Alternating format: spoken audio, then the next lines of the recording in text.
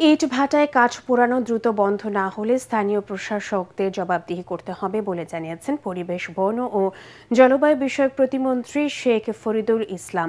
রাজধানী সিরডাপ মিলনায়তনে জলবায়ু সহনশীল টেকসই নগর গঠনের করণীয় বিষয়ক আলোচনায় তিনি একথা বলেন।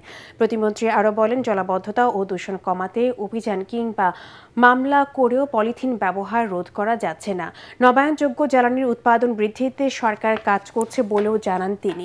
এ সময় জলবায়ুজনিত অভিবাসনকে জাতীয় ও স্থানীয় নগর উন্নয়ন পরিকল্পনার অংশ হিসেবে অন্তর্ভুক্ত করার আহ্বান জানান আলোচক ও পরিবেশবিদরা। কিন্তু গত মাস থেকে অভিযান শুরু করেছি, প্রায় 50 টনের মতো আমরা গত কয়েক মাসে উদ্ধার করেছি।